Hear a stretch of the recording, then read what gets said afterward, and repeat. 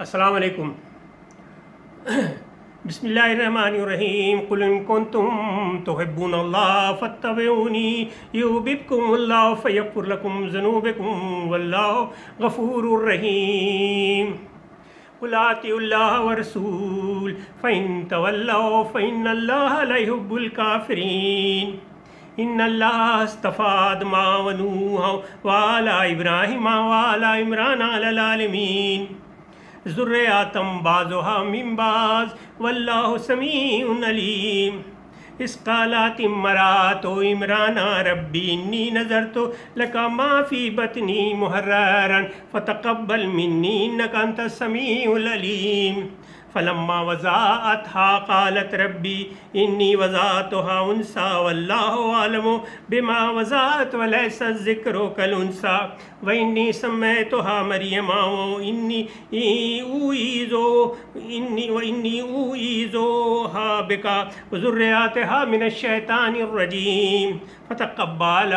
فتقبلها ربها بقبول حسن وانباتها نباتا حسنا وكفلها زكريا كلما دخل عليها زكريا المحراب وجد عندها رزقا قال يا مريم أنى لك هذا قالت هو من عند الله إن الله يرزق من يشاء بغير حساب. هنالك دعا زكريا قال ربي هب لي من لدنك ذرية طيبة إنك سميع الدعاء. فنادته الملائكة وهو قائم يصلي في المحراب أن الله يبشرك بيحيى مصدقا بكلمات من الله وسيدا وحصورا ونبيا من الصالحين. قال ربي أنى يكون لي غلام وقد بلغني الكبر وامرأتي عاقر. قال ربي أنى يكون لي غلام وقد بلغني الكبر وامرأتي عاقر. قال كذلك الله يفعل ما يشاء. قال ربي اجعل لي آيات. قال آياتك ألا تكلم الناس ثلاثة أيام إلا رمزا واذكر ربك كثيرا وسبح والعشي والأبكار. یہ جو میں نے ابھی تلاوت کی ہے یہ جو ہے آپ کو آل عمران جو ہے آل عمران کی جو ہے سورہ ہے آپ کو 31 سے لے کے 40 تک. یہ چوتھا رکوع آپ کو کہہ سکتے ہیں. اس میں ٹوٹل 20 رکوع ہے.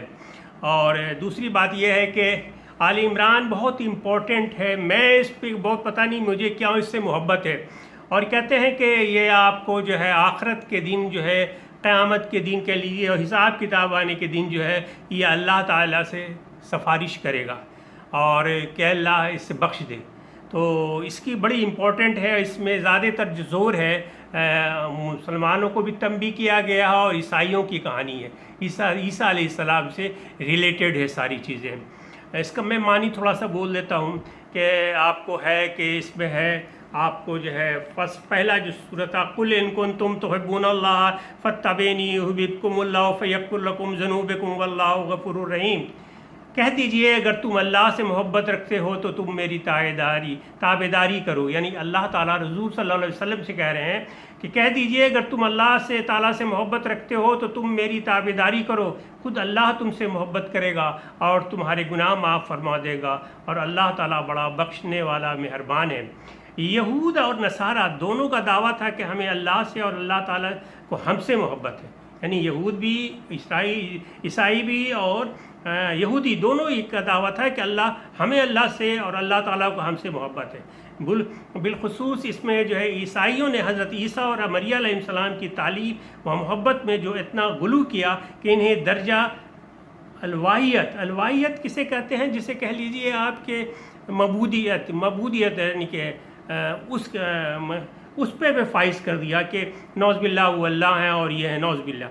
تو اس کی بابت بھی ان کا خیال تھا کہ ہم اس طرح کا اللہ کا قرب ہے اللہ سے ہم زیادہ قریب ہیں. چونکہ اللہ عیسیٰ علیہ السلام سے قرب ہے لہٰذا ہم اللہ عیسیٰ علیہ سے زیادہ قریب ہے، لہٰذا ہم اللہ سے قریب ہیں، اور اس کی رضا و محبت چاہتے ہیں۔ اللہ تعالیٰ نے فرمایا کہ ان کے دعووں اور خود ساختہ طریقوں سے اللہ کی محبت اور ان کی رضا حاصل نہیں ہو سکتی۔ اس کا تو صرف ایک ہی طریقہ ہے کہ میرے آخر پیغمبر یعنی محمد صلی اللہ علیہ وسلم پر ایمان لاؤ اور اس کا انتباہ کرو۔ اور اس آیت نے تمام دعوے دار دران ان محبت کے لیے ایک کسوٹی اور معیار مہیا کر دیا کہ محبت الہی کا طالب اگر انتباہ ہے محمد صلی اللہ علیہ وسلم کے ذریعے سے یہ مقصد حاصل کرنا چاہتا ہے تو پھر یقیناً وہ کامیاب ہے، یعنی کہ آپ رسول کی بغیر انتباہ کے، بغیر اس کی تابعداری کے آپ اللہ تعالیٰ تک نہیں پہنچ سکتے۔ لہٰذا حضور نے جو بتایا، جو سنت اپنایا اور جو طریقہ کار بتایا اس کو پہلے آپ ایڈopٹ کریں، پھر آپ اس کے بعد بڑھیں، تب آپ کامیاب ہو جائیں گے اور اپنے دعوے میں سچا، ورنہ وہ جھوٹا بھی اس کا مقصد حصول کے میں ناکام رہے گا۔ پھر اس کے بعد ہے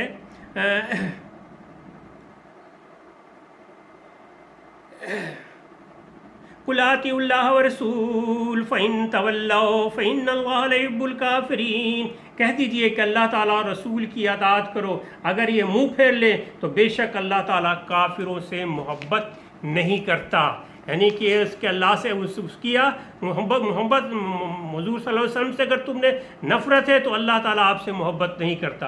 یعنی انتباہ، رسول صلی اللہ علیہ وسلم کی وجہ سے تمہارے گناہ ہی معاف نہیں ہوں گے، بلکہ تم محبت سے محبوب بن جاؤ گے۔ اور یہ کتنا اونچا مقام ہے کہ بارگاہ الہی میں ایک دن انسان کو محبوبیت کا مقام مل جائے۔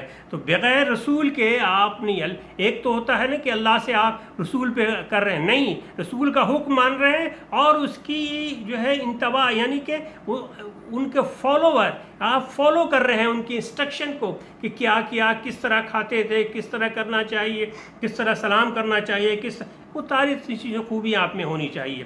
اس آیت میں اللہ تعالیٰ کی اطاعت کے ساتھ رسول صلی اللہ علیہ وسلم کی بھی پھر تاکید کر کے واضح کر دیا کہ اب نجات اگر ہے تو اطاعت محمدی میں ہے، بغیر اطاعت رسول جب تک کہ حضور کی تم اطاعت نہیں کرو گے اس سے پہلے مشکل ہے، اور اس سے انحراف کفر ہے، اور اپنے کافروں کو اللہ تعالیٰ پسند نہیں فرماتا، چاہے وہ اللہ کی محبت اور قرب کے لیے کتنی ہی دعوے دار ہو۔ ہم لاکھ کریں، اگر محمد کو چھوڑ دیا، حضور کو چھوڑ دیا، حضور صلی اللہ علیہ وسلم کو نہیں کیا تو پھر ہم آگے سب بیکاب ہے۔ پھر اس کے بعد ایک آیت آتی ہے آپ کو، ان اللہ اصطفیٰ آدم و نوح وآل ابراہیم وآل عمران علی العالمین، بے شک اللہ تعالیٰ تمام جہانوں سے آدم علیہ السلام اور نوح علیہ السلام کو، ابراہیم علیہ السلام کو اور عمران کے خاندان کو منتخب فرمایا۔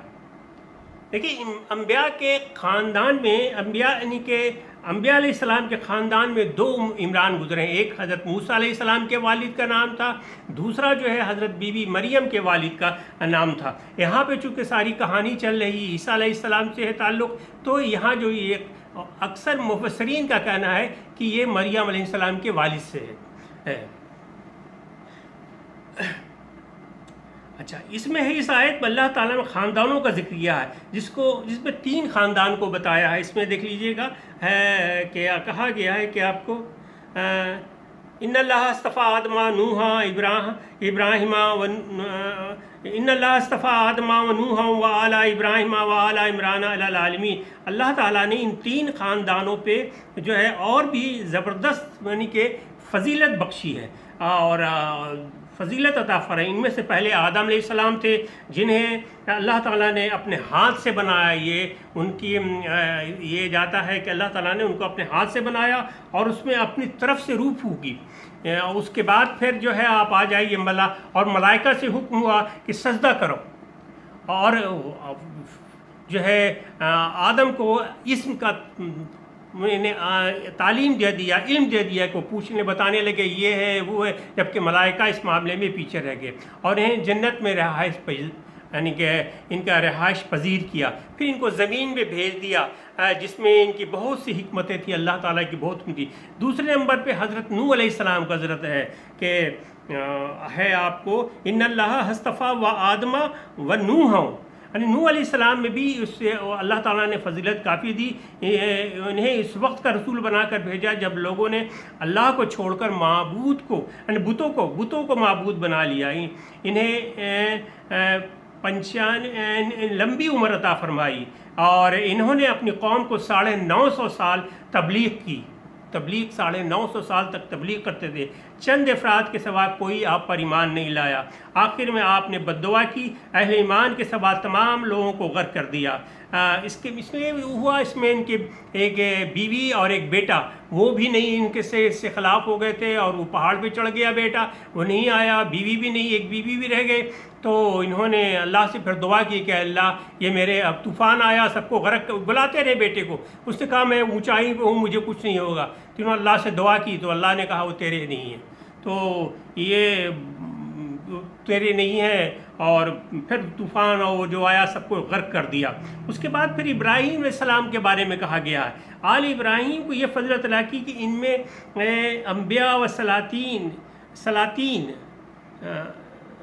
انبیاء ان کے بہت سارے کہ جو ہے سلسلہ قائم ہوا، انبیاء کا ہوا، اور بیشتر پیغمبر آپ ہی کے نسل سے ہیں۔ اس کے بعد پھر 34 میں ہے آیت میں ہے ذریاتم بعضھا من بعض واللہ سمیع علیم، یہ سب اللہ کے آپس میں ایک دوسرے کے نسل سے ہیں، اللہ تعالیٰ سنتا جانتا ہے، دوسرے معنی میں دین میں ایک دوسرے کے معاون مددگار ہیں۔ اس کے بعد اس قالت امرأۃ عمران ربی انی نذرت لک ما فی بطنی محررا فتقبل منی انک انت السمیع العلیم، جب عمران کی بیوی نے کہا کہ میرے پیٹ میں، اے میرے رب میرے پیٹ میں جو کچھ ہے اس میں تیرے نام آزاد کرنے کی نظر مانتی ہوں، تو میرے طرف سے قبول فرما، تو خوب سننے والا اور پوری طرح جاننے والا ہے۔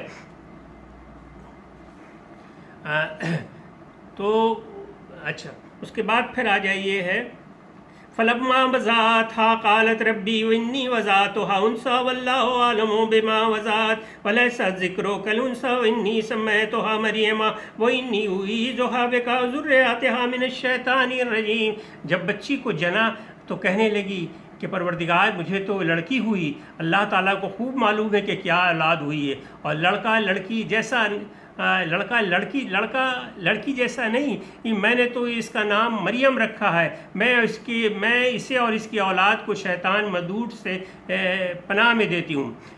دیکھیے اس جملے میں حسرت کا اظہار بھی ہے اور غدر بھی ہے۔ حسرت اس لیے کہ میری امید تھی کہ برعکس لڑکی ہوئی ہے، اور غدر اس کے نظر سے کہ مقصود ہے تیری رضا کے لیے خدمتگار وقت کرنا تھا، اور یہ کام مرد ہی زیادہ بہتر طریقے سے کر سکتا تھا۔ اب جو کچھ بھی ہے تو اسے جانتا ہے، جب بچہ پیدا ہوا تو اسے شیطان چھوتا ہے، اسے چھوتا ہے جس سے وہ چیختا ہے،